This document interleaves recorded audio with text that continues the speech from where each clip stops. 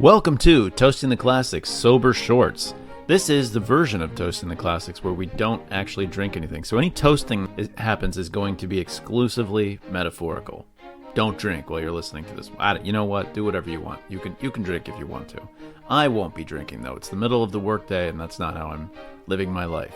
So this time I am doing something by myself. I've done this a couple of times before. I hope everybody approves. I'm doing The Picture of Dorian Gray by Oscar Wilde. This is something that I thought about reading for a long, long time. Basically, this started out as a magazine piece that Oscar Wilde did in 1890. I don't remember the name of the publication. Came out a little bit later in 1891 as a novel. There were a lot of changes that he had to make. And I think it's going to become clear as we talk about this just why he had to make a lot of changes. There's a lot of stuff going on in Oscar Wilde's life. It's just under the surface. This is the tip of the iceberg of what's going on in his private life. Maybe I found this book a little bit appealing because the life of a libertine living in the big city seems a little closer to home than it once did. One thing I noticed right away, immediately upon picking up the book, is that I've been calling this the portrait of Dorian Gray my whole life. It's actually called The Picture of Dorian Gray. And I had to think about, why would I be calling it the wrong thing? And it's because when I was a kid, I was a big fan of The Far Side, a cartoon strip by Gary Larson. I'm sure everybody's familiar with it. I hope everybody's familiar with it. But there was a cartoon that had a picture of a man and his dog. They were very old in the pictures, and outside the window are the man and his dog playing, and they're young. And it was called The Portrait of Dorian Gray and His Dog.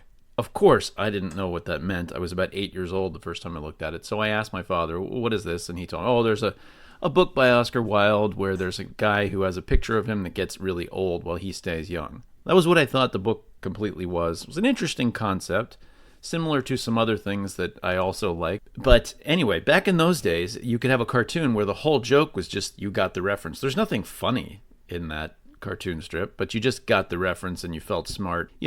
That's the way the world was back before the internet. But then again, I guess people like Rick and Morty, so pretty much that's just getting the references to things and feeling smart about yourself.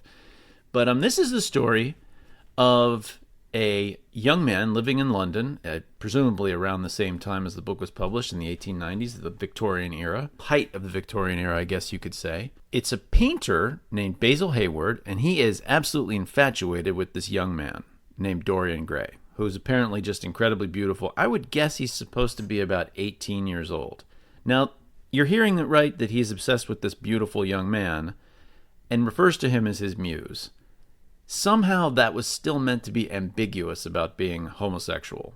Personally, I think if you're referring to a young man as your muse, you're gay. Own up to it. I know it's easier said than done in the Victorian era, but I think this is a story about a bunch of openly homosexual men. And obviously that was a problem when the book was published. In fact, I think it had to be toned down in a lot of ways. Supposedly there's another version that exists that's more explicit about these things. But at the time, it was left somewhat ambiguous. I don't know. To me, it doesn't seem that ambiguous. But then again, when I was a kid, I wasn't sure George Michael was gay, so I don't know. Apparently you can be fooled about these things. So Basil paints a portrait of Dorian. He thinks it's his greatest work. Like I said, he thinks of him as being his muse. Dorian's looking at it and has the thought somehow that he would like for the picture to get old while he stays young. And somehow this happens. Somehow this magically happens. I love that it's not explained in any way. He's selling his soul clearly in some way. It's a reference to some of the stories about selling your soul to the devil.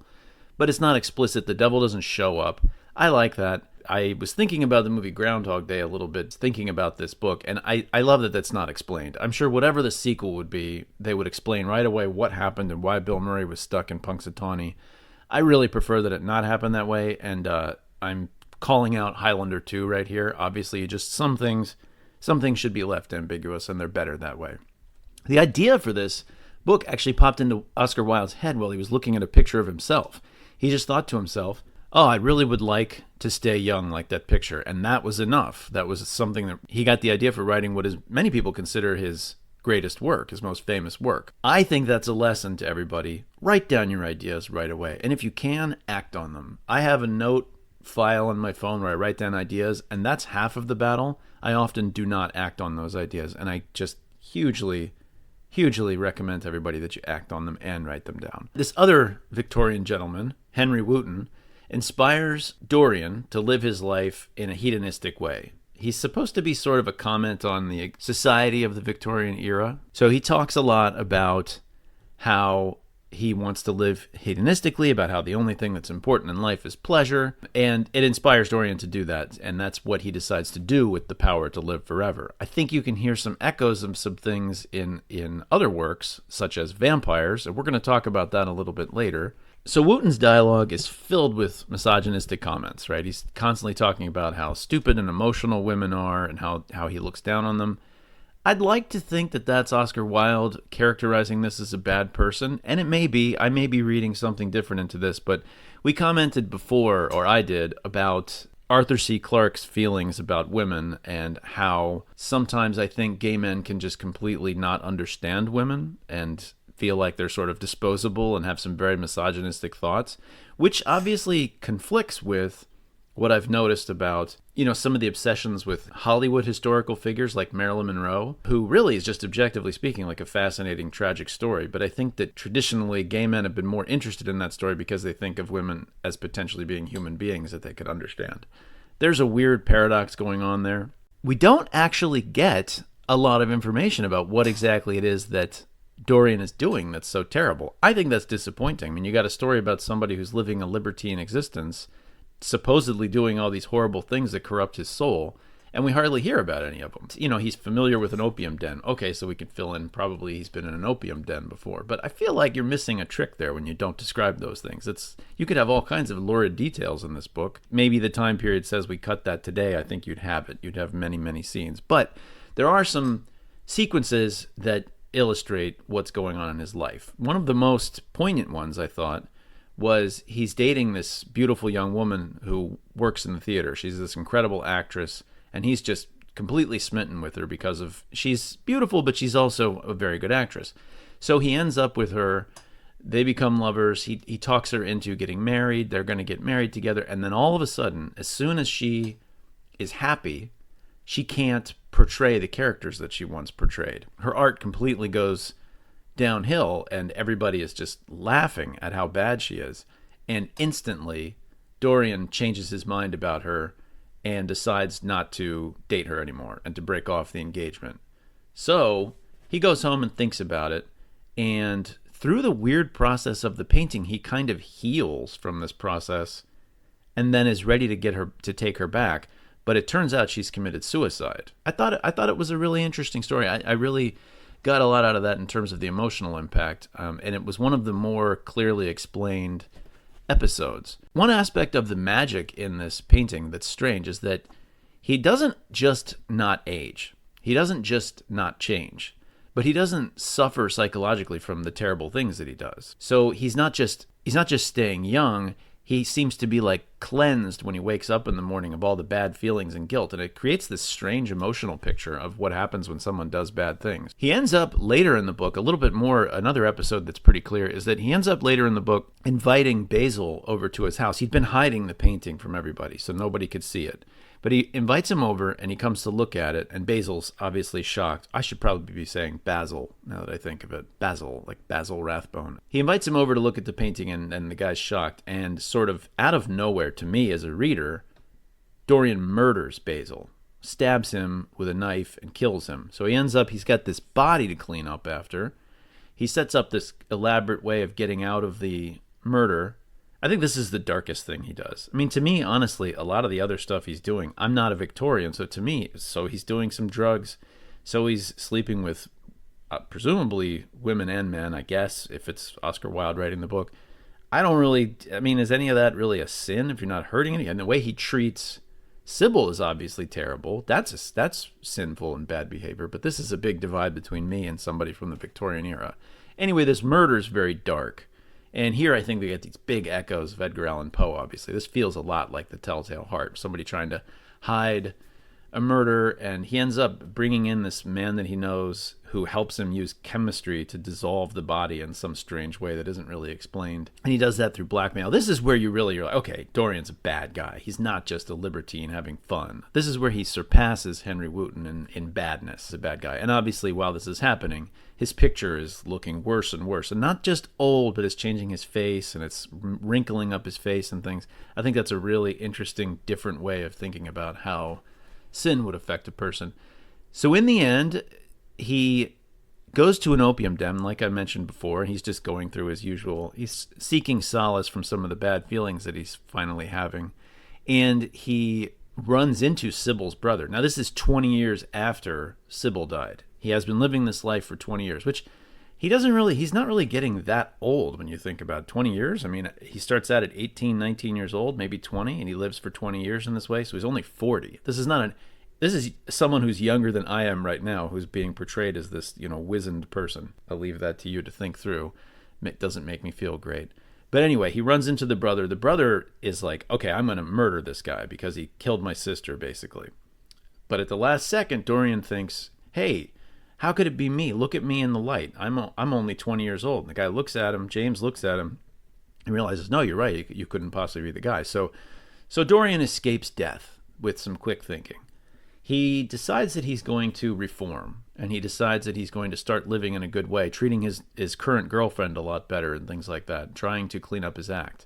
But then he goes and looks at the painting and nothing has changed. So it dawns on him he's only being good because he desires to be absolved. And I've always thought about this, right? If you just do good things because you fear punishment in the afterlife, obviously this is a big question in ethical philosophy. If you're just doing good things for rewards, that's not really good, so it doesn't work. He has this epiphany about the ethics of trying to be good to get rewards, and he decides, I don't even know if it's a decision, in an impulse, he takes the knife that he had killed Basil with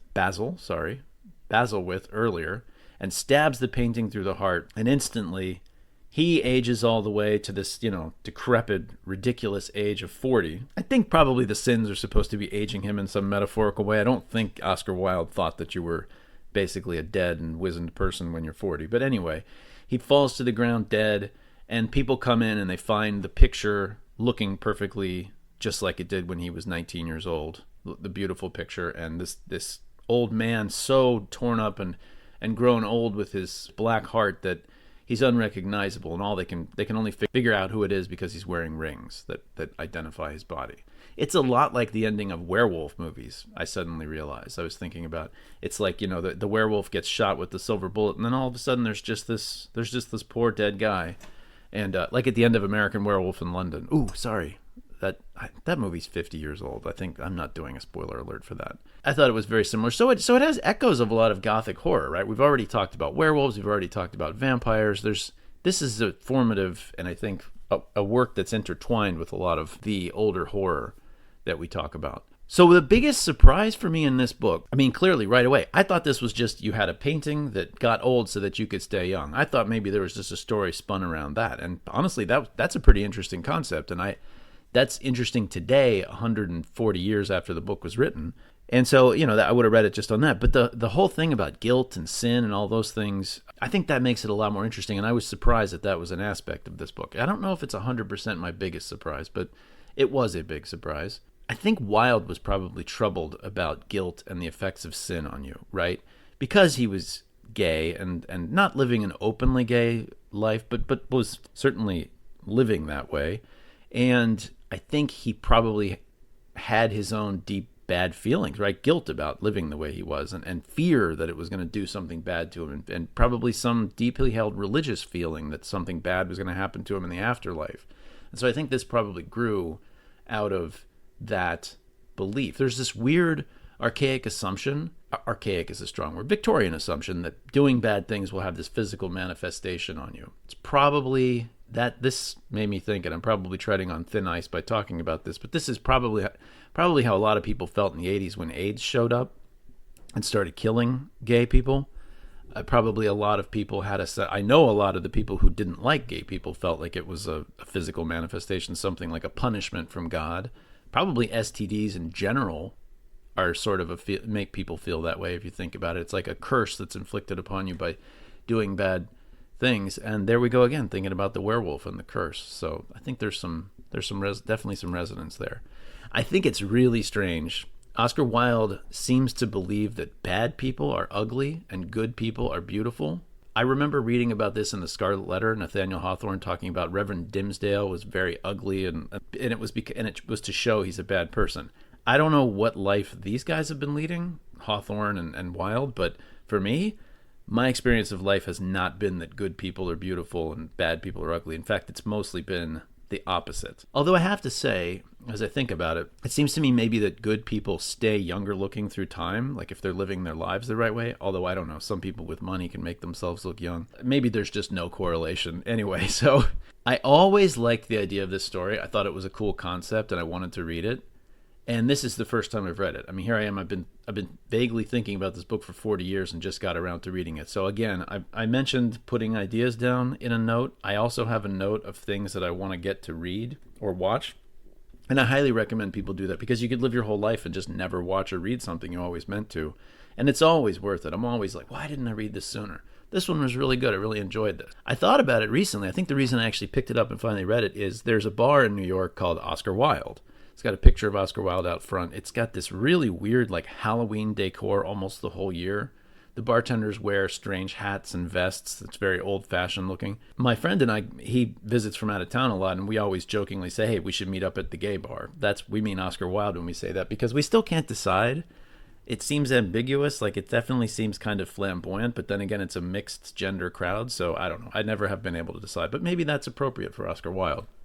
That ambiguity, at least within his life. Clearly, I think now we know where he was coming from. I have actually read Oscar Wilde before. I read The Importance of Being Earnest when I lived in Jordan for a summer. And one of the reasons I did that is because there was just absolutely no reading material available in English. I brought along a couple of books. I ended up reading Harry Potter, the second book, like 3 times because I had that book with me. That's how strapped I was. I read Tess of the D'Urbervilles because it was in the little library there, and I also read The Importance of Being Earnest. And I really enjoyed it. I thought he was a great writer, but it's a play, so you lose some of the meaning by reading it, and I always wanted to read this actual book. You can tell he's a playwright from the way this is written. I actually kind of think, I recently have been reading some Dickens, and I think that Dickens has kind of the same thing. He doesn't read like a play, but his dialogue is so great, and it's almost as if he's giving blocking instructions for where people are going to be in the room, because I think he watched a lot of theater, and it comes out. I mean, anybody that lived in London any time from 17th century until now probably saw a lot of plays, so I think it affects them. The dialogue is really important in Oscar Wilde, but I have to say, the quips get a little old. He's famous for his quips. There's a rhythm to them. There's a certain kind of a comment on society. He puts a lot of them in the mouth of Henry Wooten, and it's funny at first, but it gets pretty old. I actually was joking with myself that I sort of had the knack of it, and I was like, I'm going to invent one of these quips off the top of my head, and I just said, those who have the biggest bank accounts are usually of the least account. And I could imagine the smug smile that Oscar Wilde would have on his face after he said something like, the only thing I have to declare is my genius. I thought it was pretty funny that something popped out that actually did make sense when I tried to imitate it. There was a Kids in the Hall sketch back in the 80s, or Scott, I can't remember Scott's last name, but he's talking to his friends and he's saying, oh, who would you like to be on a desert island with? And he says, oh, Oscar Wilde, that'd be wonderful. So then they show him sitting on the beach with Oscar Wilde, and that's exactly what happens.